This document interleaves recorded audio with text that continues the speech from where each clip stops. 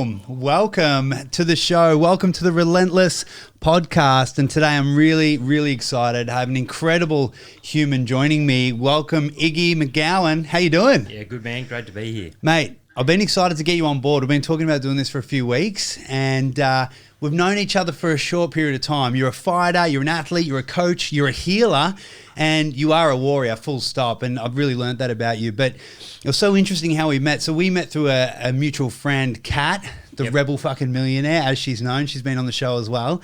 And I came in just for a deep tissue sports massage. And I got so much more than that, of course. Not only was it the best massage I've ever had, it's been helping me heaps, but you and me started talking, and I was learning about you and your past and everything that you do, and I was literally blown away. I thought, holy shit, this dude is legit, really is. And then when I started reading about you and your fights and what you've achieved, and I thought, wow, this guy's unique. This is a dude I want to share his message, philosophy with my audience. So, man, welcome. I'm honored to have you on the show. Thanks heaps, Andy. Yeah, it's great to be here. So let's talk about who you are, where you've come from. We're going to delve into everything because there's a lot to delve into for sure. Yep. Where did the fight and fitness journey start for you? Yeah, so from a very young age, I was always attracted to martial arts and any sort of movement. So I played all sorts of sports from, as I said, a very young age. But it was particularly fighting and martial arts that I was really drawn to. Yeah. More than anything else. I didn't really find any passion or enjoyment in anything other than martial arts. You know, I grew up watching Bruce Lee and Van Damme movies, and started karate at a very young age, maybe like 13. Yeah. I did that for a few years. I'd always wanted to do Muay Thai. Yeah. Because out of what I'd seen with martial arts, it was the most practical and closest to real life fighting. Yeah. But where I was, the town that I was in at the time, which was Goulburn, they only had karate. That was the next best thing. So I did that, but I had a boxing bag at home that every afternoon I would be on, trying out things that I'd seen on movies. And Yeah. So it started from that young age. So what sort of kid were you? Like, were you super high energy? Were you naughty? Were you a good kid? What sort of child I think were you? I was a good kid. Yeah. Look, I had a lot of energy, for Yeah. sure. A lot of energy. I was good at sports. I was good at things that I tried. Things like school, came easy. I didn't really apply myself. Yeah. But it came pretty easy. Yeah. But I think it was just, I didn't really see much point in life though, even from a young age. Yeah. I'm extremely blessed to come from a great family. I'm one of 7 kids. So I had a great upbringing and a really close-knit family, but I didn't see much purpose in life. I remember from a young age, even around 10, thinking, what's the point?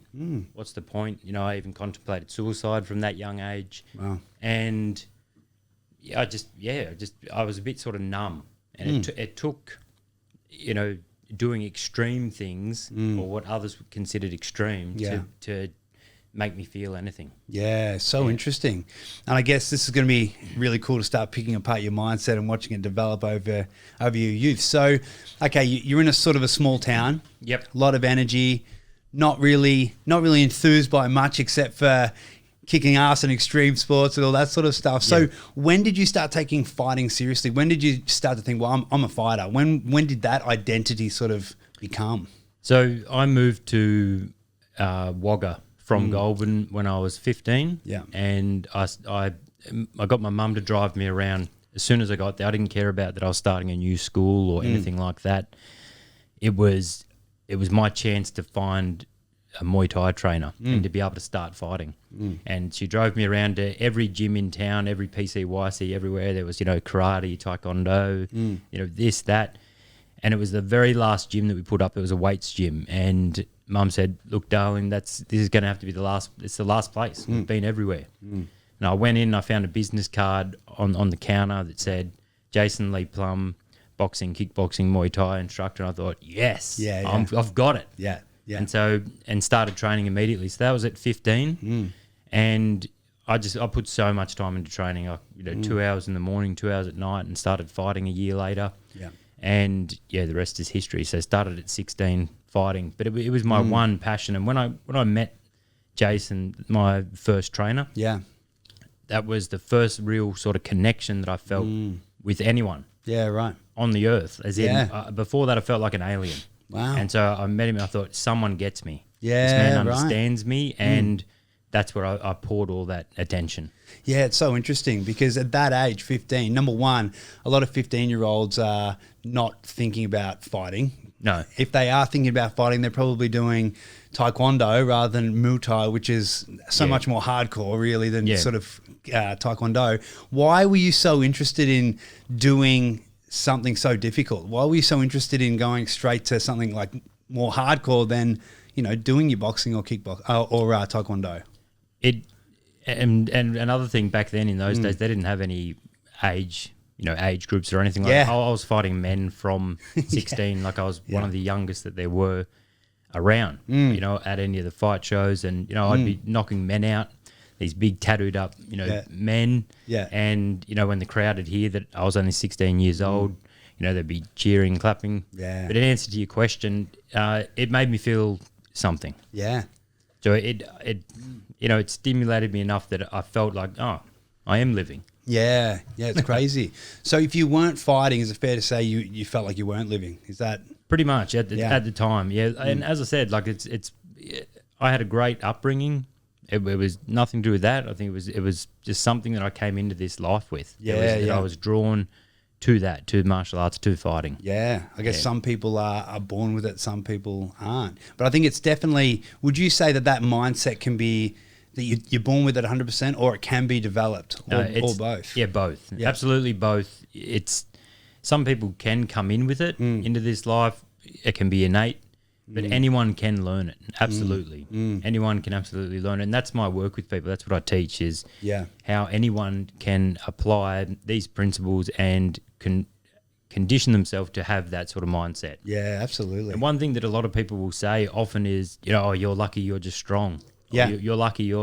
But that's a complete and utter dismissal of everything that I've done to get to where I am. 100%. You know, it's taken a lot to get to this point, and I've put in a whole lot of work in order to create it. Yeah, that's so true. I mean, I hate hearing that when people say that. It's such a cop-out. When people say that, if you're in any area of success, when I say, oh, he's lucky because he's got money, or he's lucky they've got a good relationship, or he's lucky that he's, you know, a champion fighter, whatever it is, it's like you can't just come out with a generalized statement like that without seeing all the grinding, all the effort, day after day. And that's a badge of honor that you earn, and you can only earn. Yeah, absolutely. Crazy. And through experience. So, you know, that's it. I'm sure that, you know, anyone that would say that, they wouldn't want to swap, you know, what I'd gone through in order to get to this point. 100%. You know, they wouldn't want to do it. Yeah, exactly right. Exactly right, especially in your case. So let's talk about some of the most memorable experiences that you've had in the fight game. What were some of the most memorable, I guess, achievements or fights that you've had? So I guess from that young age, I won a couple of titles when I was, I think, 17 or 18, about that. Yeah. And so I'd only been fighting a few years, but I had a whole lot of fights in a short amount of time. And winning those first couple of titles was, you know, it was fantastic. You know, I'd set that as a goal, and when I accomplished it, it's fantastic. Yeah. And then in the later years, a great accomplishment was fighting for a company, Infusion, over in Thailand, where I fought Daniel Sam. It was just great to be a part of such a big organisation and have a show that was, you know, they filmed a documentary style TV series around it, and I think it was shown in over 100 countries through Europe. So it was great to be a part of that. Yeah, and I love that. I mean, I've seen the photos, I've seen some of the clips of the fight, and I'm going to show it up on the video so we can see it on YouTube. But again, if you see this guy, Daniel Sam, he's a monster. Big black guy, huge, and then you've selected this dude. So it wasn't like you got paired up. You actually called this guy out and said, I want the biggest, baddest motherfucker there is. I'm going to take this guy out. Talk about why the hell did you choose the biggest dude to fight, to go at? Yeah. Why not? Why not? You know, I remember I got asked that same question by Nathan Corbett, who was my training partner at the time and sparring partner, and when I was over there in Thailand, you know, that night before, after I'd, you know, chosen to fight Daniel, I was speaking to Nathan. He was like, "Why? I don't understand why. Why would you choose to fight him? Why?" I was like, "Why not? Come on!" Like, but that's how I live my life. Is I'll see what people will fear, and to me, that's an indicator. To me, that's a sign saying I've got something for you. Yeah, You know, nice. it's that. It's because fear can only exist where knowledge is lacking. So when you gain understanding around something, it transforms that fear back into your power. So I looked around when I got there, and there was a super heavyweight eliminator. And you're not super heavyweight, No, are you? not a super heavyweight. But the opportunity came up on 2 days' notice, and I thought, why not? The two fights that I'd had before that, in the last couple of months before it, they both ended within a minute. Yeah. You know, one finished after 44 seconds. So you knocked this guy out in 44 seconds? Yeah. And then the one after that, the guy's leg broke in the first minute. Yeah. So after that, I remember going back to the gym and I was like, just give me someone that won't break. Yeah. And I got someone that didn't break, that's for sure. Yeah. And so, then this opportunity came up to go over for this fight in Thailand. And when I got there, as I said, I don't follow the super heavyweight division. It wasn't my weight division. So on the first day, they had us all training for an hour on our own. So I looked around, sized everyone up and thought, right, who would be the favourite, who's the one that people probably don't want to fight, and etc. And then they lined us all up and said, okay, you've got a choice. We'll either match you up against someone or you can choose to challenge someone. Yeah. I was third in line. The first two asked to get matched up. They got matched up. Then they asked myself and I said, I want to challenge someone. They said, who? And I said, Daniel Sam. Yeah. And they like this. And they're all, people are laughing like, what? Like just, and I was like, yep. And there. But why? Because I knew that none of them wanted to. Yeah. No one else wanted to. Yeah. And I thought, if I'm going all the way here to Thailand, I want you. Yeah. Come on, let's go. Yeah. You've got something for me, son. Yeah. And do you think that rocked him? Do you reckon that like no one? Yeah, I think no so one for sure. Yeah. I think so for sure. Yeah. He was a very cocky, arrogant, but he's a huge man. He looks like John Coffey off the Green Mile. Yeah, he does. Massive, man. Like the muscles on this guy. Yeah.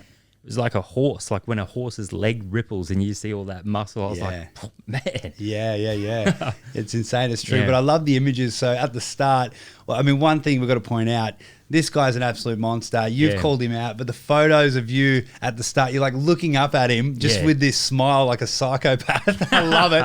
I'm like, this guy's either great, like he's either an absolute weapon or a psychopath. He's just, you're grinning at him like I'm about to eat you. Yeah. And then after the fight, he won on points, but I'd call it your victory because you're still smiling. You challenged someone that was how many weight classes above? Oh man, he was like nearly 40 kilos heavier than me. Fuck insane. It's a lot. Like I've felt the power of like world champion, heavyweight world champions. Yeah. That I've had constant sparring with, and that's one thing. I could take that, but then this, you get those extra kilos on there with someone that can move and someone that is an incredible fighter. Yeah, man, it was a whole other level. It was a great experience. Yeah. Just the power that could be generated by such a huge being. Yeah, 100%. Yeah, 100%. How did you feel after the fight?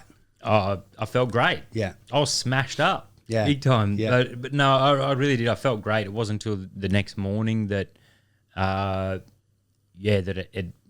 had some damage, man. Yeah. Like it's a lot. It's like being in 3 car accidents all at once. Yeah.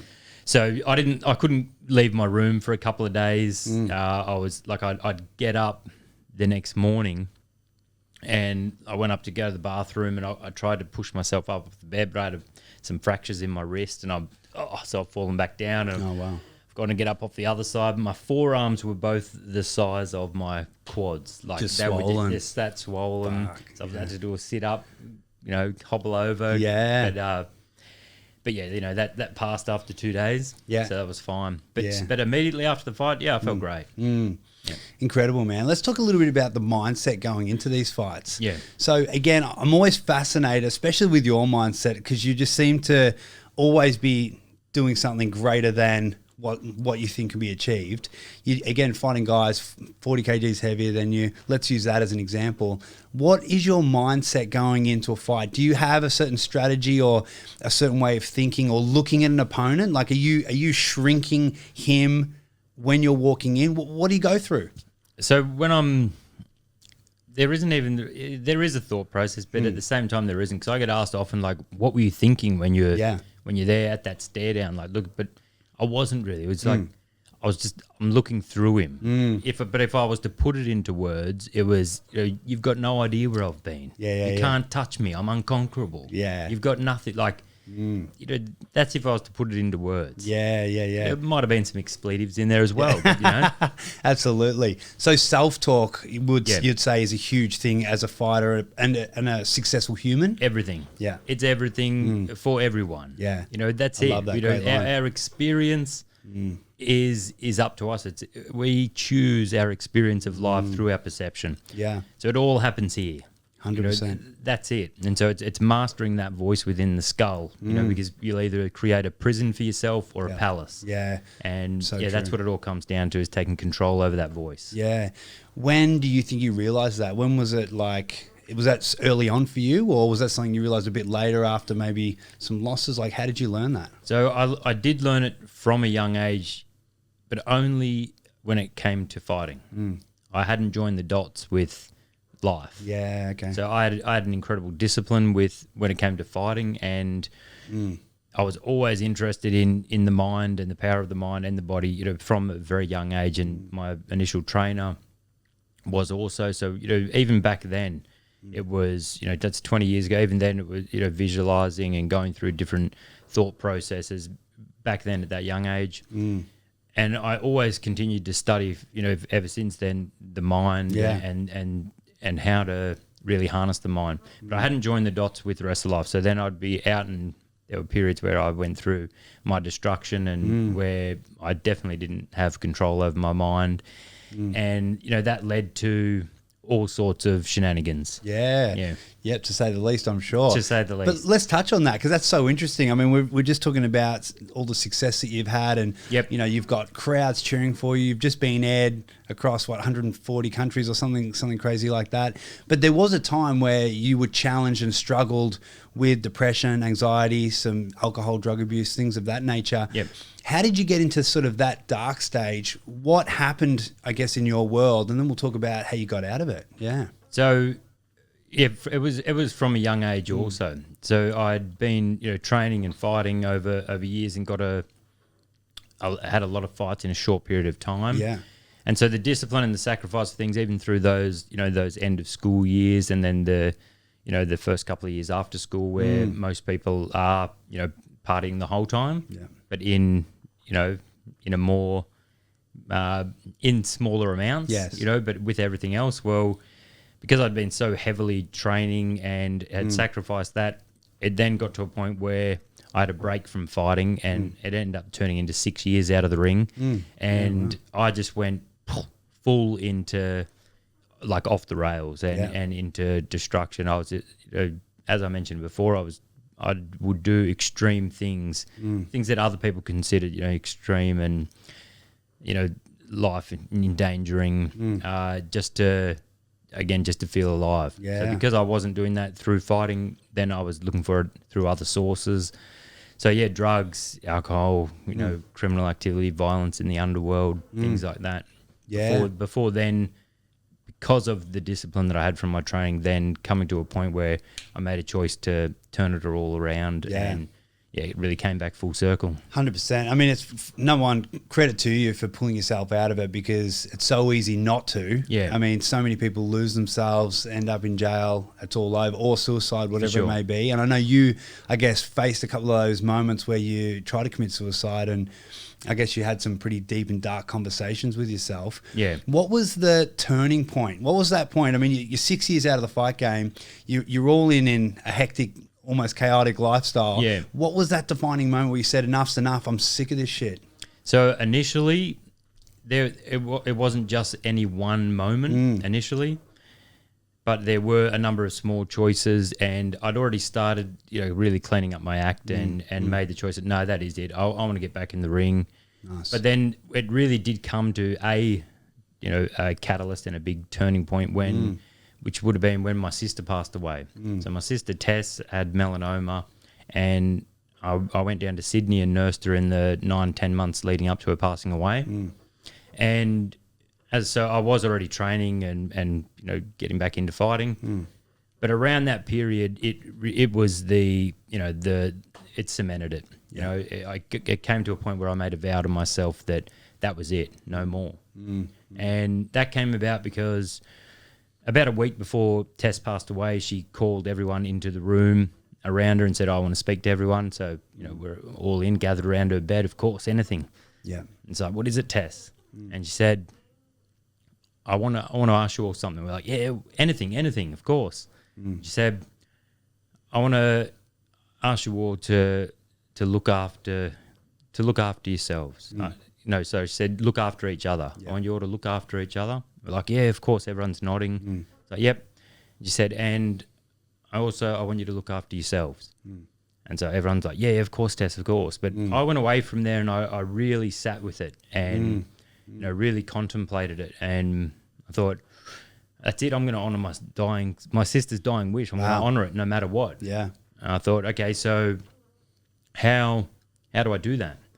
Look after each other. Well, I can only be in one place at a time, I thought. So, okay, I'll start with the second part of it. Look after yourself. Yeah.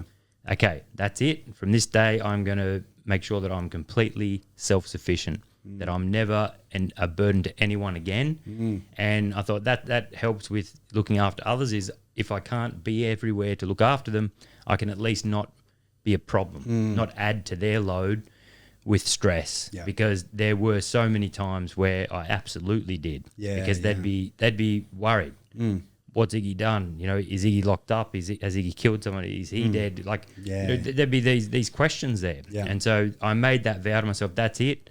No more. I'm going to get myself sorted. And I put all my energy toward that. And so really that was the turning point. That was the choice. And then over a period of time, I got good at that. I got myself sorted. I established balance within myself, and I was then able to help some others, help some family members to some balance within themselves. You know, they weren't anything extreme like myself, but I was able to help them, and that it naturally grew through that. Next, I had other people coming to me wanting assistance, wanting to know, what is it that you've done? How have you brought about this transformation? What is it and that's how my work grew from there. Yeah, amazing story, man. And there's a quote that we use a lot in my business, and it goes, when the pain of staying the same is greater than the pain of change, change must happen. And I often find with clients and people in general, they have to feel this huge amount of pain sometimes to really shift and change. Do you often see that in your clients? And absolutely. Would you say it's the truth for you? 100%. 100%. Well, destruction births creation. Yeah. You know, everyone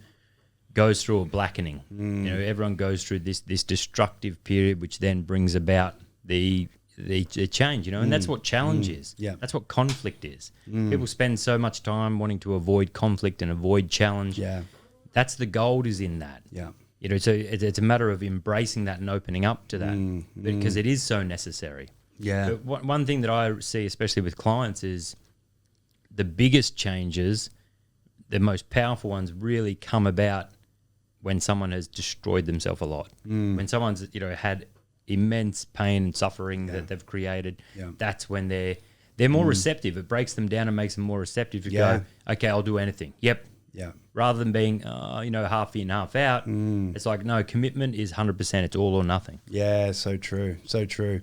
I want to quickly talk about the concept of the light side and your dark side.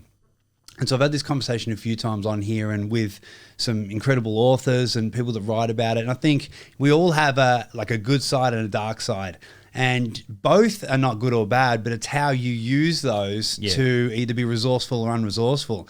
And then you can use people like Michael Jordan as an example, who has this dark side 100%. You can tell he's an absolute killer, but he channels that into sport and athletics where his competitive nature shines, right? Yeah. And I think obviously in your case, you got to use both in unresourceful and resourceful. Do you find that in your athletes, you see that common thread where within yourself and others that they have a dark and a light side and they channel that more in order to achieve success? Yeah, absolutely. I think that it's all energy. In its purity, it's all energy, and it's all in how it is used. Yeah, and so it's making the two one. Yeah. So rather than, you know, operating from this or this, it's bringing them together and using them both in that powerful way. Yeah, absolutely. Would you say you're naturally competitive? With myself, I always had been. Yeah. With myself, and sometimes I guess with others. Yeah. Yeah, definitely. And then as you went into the fight ring, were you naturally like more, would you say like you're driven by aggression or more competition or more from achievement? Like what was the push or the drive for you to just keep going, like constant fight after fight to then take on all these guys? It was absolutely all about mastering the conflict within myself. Yeah, and yeah. so the person standing there opposite me was, they were just that. They were just an opponent. They were just there. It wasn't like they were an enemy. It wasn't like, it wasn't about beating them, as in the choice it was made that I'm going to destroy you, absolutely, but it wasn't personal. Yeah, of course. It was technical. It was just, this is what has to be done in order to transform myself. Yeah. In order to gain that knowledge of myself. Yeah. So it was that I made a choice that this is it. I'm choosing victory, and I'll do whatever it is required in order to accomplish that. Yeah, I love that. One of the reasons why I wanted to get you on the show is, as we were talking, you know, I've seen what you've actually done, and then I've seen what you do in coaching, or you've told me about it, of course. And so one of the things that you focus a lot on is helping people overcome fear, self-doubt, really growing as individuals. Yep. But why people should actually listen to you is because you fucking walk the talk. You've done it. Yeah. You like do this every day. You're in the trenches. A lot of people talk a big game. They don't really follow through with it. And you 100% do, which is so interesting and so refreshing as well, which is why I had to speak to you about it. So let's talk a little bit about overcoming fear. First of all, how do you view fear in general? So I mentioned it earlier. I see it as an indicator. I see it as something. It's like a little signpost that's saying, "I've got something for you." Yeah, you've got, Yeah, you've got to come and collect it. yeah, You got to come. You got to collect it. Yeah. You got to face it. And in turn, okay, because that energy that comes up inside, I think different people experience fear in a different way. Everyone experiences it, but it's in a different way. Some it's like, oh, crippled, oh. Yeah. But others, Yeah. it's like, right, it's just that energy there. Okay, it's an excitement, and then right, you're going to embrace it, you're going to face it and do it, and you're going to. Great. Then the next time you get something, okay, here's another one here. Yeah. Something else for me to gain understanding around. Yeah, absolutely. Yeah, it's so interesting. And I agree. I mean, I feel like in some different capacities as well, you can view it in different ways too. So you might have like in athletics or maybe even in business, you might see fear or that anxiety as a green light, but then it might be like heights, which you and me have talked about, and that could be like a big red light. So it's about thinking through the different categories. And Change then, your filter then. absolutely. See it as a green light. And it's so true though, isn't it? And so it is. it's so interesting when you break down the different areas of life and where fear lives and how it lives. Yep. How are you viewing that in each realm? And is it real or is it made up? And again, we are meaning makers in a meaningless world. We do attach, we choose the meaning, don't we? Absolutely, absolutely. I agree. And so I would also say that fear is an illusion, and that it's when you face it, it collapses. That's with anyone. The thing that it's mind-made movies and projections and fearful ideas that people have. Yeah. What if this happens? What if this happens? What if this happens? Yet if you face it and you just deal with what is, that it transforms it. Yeah, and absolutely. so that's why we're going to go skydiving. Damn and straight. You're going to get it done. Absolutely. I can't, hey, look, I've chosen the best person to go with. Yeah. And so quick story. You're telling me how you went skydiving for the first time. And so, of course, not only did you just go skydiving, but this fucking maniac has got his phone out looking up how many people have died specifically on this spot from skydiving. It was a long wait. It was a long wait. I was trying to get some sort of juices pumping. It's so crazy. I thought if I looked that up, maybe it might. Yeah. It didn't. But It didn't work. It filled in a bit of time. It was worth a giggle. Yeah. What do you reckon would have done it for you? What would have scared you up there? Anything or not? No, no. Because what's the worst case scenario? Yeah. Death. Yeah. So I'm okay with that. Yeah. So, and it's funny. Let's touch on that quickly. You know, one of the, I guess, ways that you defy death or face death and fear constantly is that if death comes, I can't remember where I heard you say this or read it, but you said something like, good, come, I want to go down doing something fucking amazing, like doing something epic. Well, what's your view? So it's enjoying whatever occurs. It's having peace in all outcomes. I like that. Because people get crippled by fear because they're fearing a particular outcome. Yeah. Whereas when you come to a peace in all outcomes, and if you look at, okay, well, what is the worst case scenario? Well, that this will happen. Okay, well, what's the opportunity in that? And if it's death, well, rebirth. If it's then, I'm going to go out with a smile. I'm going to enjoy it. When you come to a peace in whatever the outcome is that you've been fearing, that it eliminates it. You then have that peace in all outcomes. Then you can just put your attention to being present and enjoying what is actually unfolding. Yeah. No, that's with most people and their fears. What they're fearing never happens anyway. Yeah. And so if they can come to a peace in outcome around it, then at least they are able to then bring their attention to what actually is happening and what they are actually wanting to create, what they're wanting to feed with their attention. So would you say that when you are trying to master anything or even just overcome fears, anxieties, anything like that, would you say that constant exposure or progressive overload to that thing is the best way to deal with it? Of course. It's a great way of doing it because what's the opposite is running from things. The opposite is ignoring things, sweeping it under the rug and, distracting yourself. Yeah. Well, guess what? It's still going to be there. It's still underneath. Yeah. And people do that constantly, whether it is through drugs, alcohol, food, social media, whatever it is, they'll distract themselves from facing what they need to face. Most people, they really fear any time in solitude, any time on their own. True.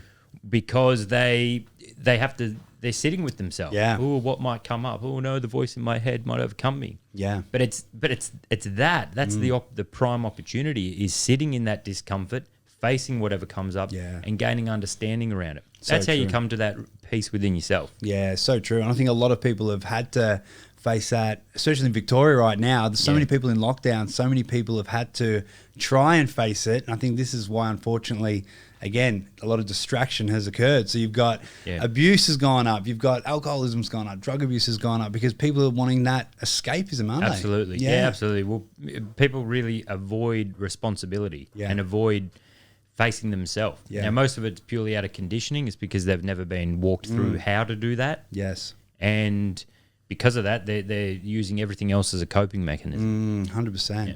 So, in your words, you went through a phase of life where you were amazing at destruction. Yeah. Is that right? So I would you certainly it like was. that? I would just burn it all. Yeah. And so you were a destroyer of worlds. Yeah. And then now you're a healer and you're like making a huge impact in the world and really impacting people in an amazing way. Yep. So did that healing journey start with your sister or did that happen a little bit later on? No, it was around that time. I'd already been, practicing as a naturopath, doing massages and adjustments and working with people on that level. It was always a part of me. It really was always a part of me. I hadn't nurtured it enough. I hadn't nurtured it enough. It was either that or it was heavily in the, fighting and violence and destruction. Yeah. So it was one or the other, but it was definitely around that time that I brought everything together. Yeah. And purified it more. But that around my sister's death was a big turning point. I remember, a few weeks before Tess passed away, I was walking along Bondi Beach and, to clear my head. And I remember asking the question, why am I here? Yeah. Why am I here? I should have been dead 9 times over. Like literally, like it is no exaggeration. Like I should have been at least 9 times over. And I was just thinking, why am I still here? And then it came to me like an epiphany. Yeah. And it was, you're here to guide people because I was thinking I've walked these paths that all have these predictable endings, and I should have been dead, but I was still here. But it came to me, you're here because you've experienced it. You're here to guide people through those situations. And it was just as clear as anything. And then that was followed by another question immediately after, which was, how am I meant to guide anyone? I don't even have my own stuff together. Yeah. But that was a big turning point there. And I didn't give it any real, more thought around that time. Then there was that, conversation with my sister and her dying wish. And then I went away and really reflected on that. And then it all came together. It all became my work. And that's where it unfolded. It's incredible, man. Incredible story as well. And so you were growing up and fighting was that thing that really got you going, right? It was that high that you were always chasing. And if it wasn't that in destructive Iggy world, it was drugs, alcohol, whatever it may be. And so now that you're not fighting at a professional level anymore, and you're obviously definitely not in the chaotic time of your life. What do you like? What gives you that high? Like, where do you get that? Yeah, great question. So why I did those things, like why I put myself in these, situations where I could have easily have been killed and, dangerous situations in the underworld, it was because it forced me into presence. So the same as fighting or doing anything extreme, it forces you into presence. Yes. If you're not there, if you're not paying attention, boom, you're going to get smashed or you're going to get killed. So that's what I was really wanting was that to inhabit my body and be where I was. And that presence, that was really the victory. And that's what I understood over time and then applied more and more of, was cultivating this presence and the ability to be where I was and be in my flesh. Yeah. And so through daily disciplines and practice of being balanced and being in my flesh, now I enjoy anything. I enjoy the simplest of things, and I enjoy just wherever I am. I'm enjoying being here right now with you. Yeah. But anything, like I enjoy getting out in nature, going for walks. I can sit and stare at the ocean for hours, and I love that time of contemplation, which is like a meditation for me. Yeah, and I love that you touched on that. It just makes so much sense and so good for everyone to hear. And I think the stats are like we think over 48,000, nearly 50,000 thoughts a week. Yep. So many of those thoughts are either in regret or in fear of the future. Yep. And it's so hard for people to get present. Yep. Let's talk a little bit about some of those rituals that you've cultivated over the years that Yep. give you that and have really created the man that you are today. Because I believe it's all about rituals to stay consistent as like a Absolutely. system. Yeah. So let's talk a little bit about vision and goals to start off with. Are you, do you focus and practice vision creation and goal setting? Yeah, absolutely. So it has absolutely changed over the years. Yeah. From those early years of fighting, there was a lot of visualization and goal setting. And it used to be very, very specific goals and, creating the structure and doing whatever had to be done to accomplish it. There was a real rigidity around it, whereas these days I'm more fluent with it. It's more intuitive. When I'll set an intent, I'll know a direction, but then I allow life to inform me and show me how things come together.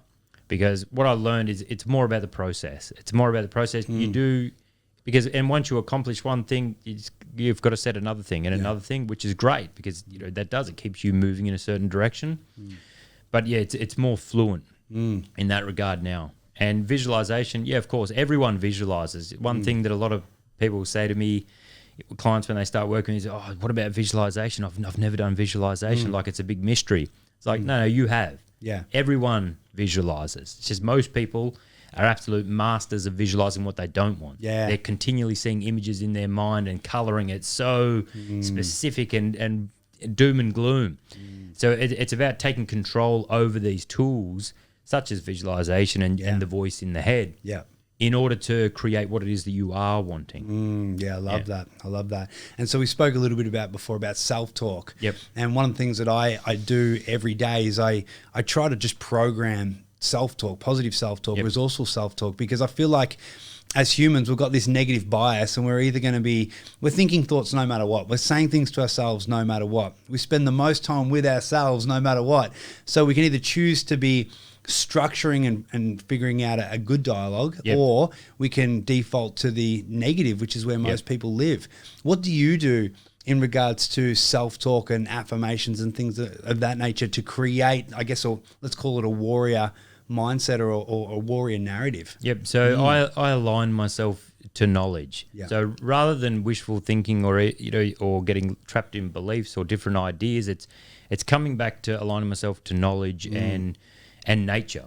Yeah. But I do that, through discipline and repetition. And so taking control over that voice in the head, absolutely, it's about rituals. Yeah. It's that simple. You've got to do it repeatedly.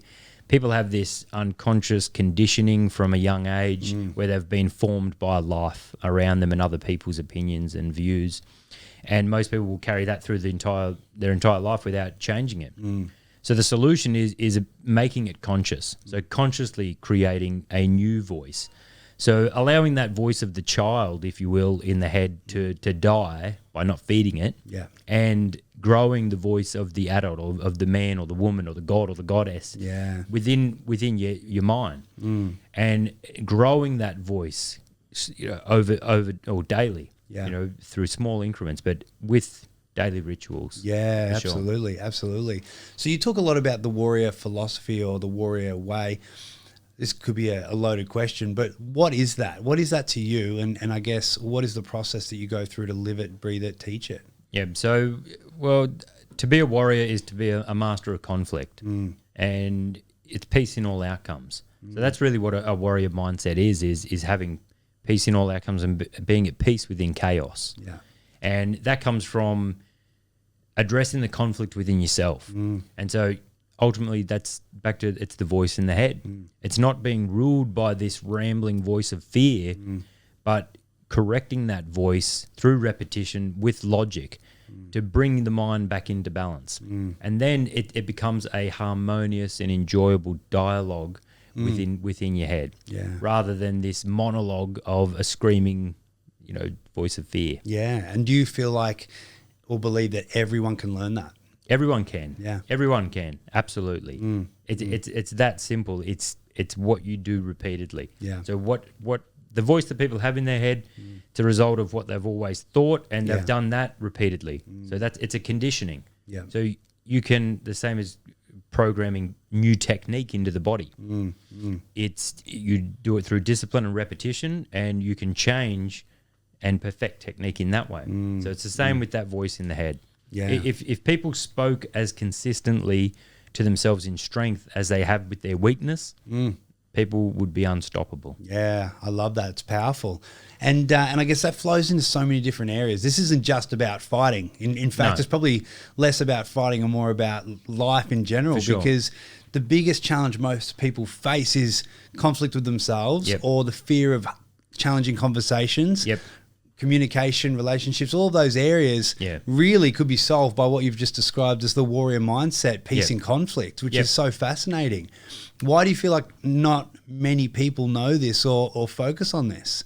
Well, people only know what they know. So a lot of the time it's because people haven't had it exampled to them enough. Yeah. There is a lack of enough great examples. And so that's what I dedicate myself to, is being an example, is living what I teach and guiding others to create that within themselves, and to be able to view the world in a powerful way and come to a peace within themselves. Yeah, it's powerful, man. I love that.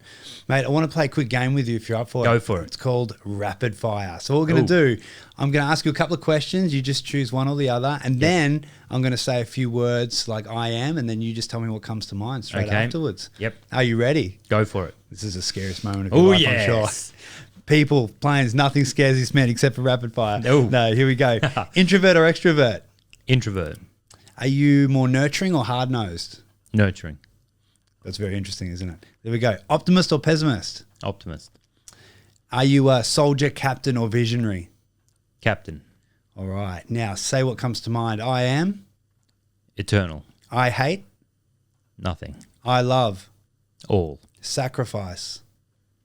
Exchange. Pain? Message. Problems? Solutions. The future is? Whatever I create. Love that. Solid, my friend. So tell us, what does the future hold for you currently? Now, again, you're doing a lot of different things and you're killing it. And I'm super grateful for the work we've done together so far. I know you're helping a lot of people on the Gold Coast, a lot of fighters as well. Talk about what you're currently doing with yourself and where you're taking all of this. Yeah, so I've got different avenues within my work, as you just mentioned. So I train people, in Muay Thai and boxing and health and fitness. I do my physical treatments and work with people on a mentoring level. And yeah, so between the three of them, there's a great balance between the three of them. And in the future, what does it hold? It'll expand naturally in different ways. But I'd like to make myself more available to more people on different levels. So, having some online packages and programs available to make it myself more accessible to people. Yeah, 100%, absolutely. And I think a lot of people are definitely going to get so much value out of what you're currently teaching and providing. Tell us a little bit about some of the fighters that you train and the work that you're doing there. You're really passing on, I guess, the wisdom, not only the fight knowledge, which is valuable, but what I think is even more valuable is the mindset and the wisdom and the rituals and all these things we just discussed, passing that on. What sort of impact have you seen on these fighters? So the majority of my work with people today at the moment is it's not even necessarily fighters. Like I do work with some fighters, but it's the majority of my work is the general population, is other people, and it's, you know, mums, dads, you know, people of all different ages and different walks of life, and I love that about my work because it's more about the mindset. It's absolutely about that, and that's what I love. I love guiding people to complete power within themselves, because for so long I didn't have that. I was dependent for many years on things outside of myself, just to feel anything. And I see that in so many people where they're dependent on things outside of them that they drug themselves with in one form or another, and it's keeping them trapped in fear. So to be able to, there's nothing more liberating than breaking free from that and having that complete power within self. So that is the prime focus of my work. In whatever form that is. If it's through training people and working with people, that's what's really being delivered. Powerful. I've got one last question for you, my friend. If we could take you back in a time machine through the years to meet little Iggy, maybe the 15-year-old Iggy when you're looking for that first Muay Thai center, what advice would you give yourself in order to help you thrive and move forward in life at an optimal level? To little Iggy. Little Iggy, what would you say? I don't think I'd say anything to little Iggy. I wouldn't want to take from the gold that had to be collected along the way. You know, if anyone had come and taken away, people tried, but people couldn't take away my destruction from me, I wouldn't be the man that I am today. It was because of the extreme measure of my destruction that I am who I am today and that I know what I do. I gained that and earned that along the way. And so I wouldn't be going back and saying, hey, you know, and because that would take from him. So I'd probably say, keep going, son. Just strap yourself in, enjoy it. It'll all make sense later. You're picking up keys. Just keep going. I love that. I love that. Mate, it's been an absolute honor having you on the show. Thank you for joining me. Where can our listeners find more about you and maybe contact you if they're wanting to catch up and connect? So just through any of the socials. So at Iggy Mcgowan on Insta or Iggy Mcgowan on Facebook or iggymcgowan.com website. But get in contact through there.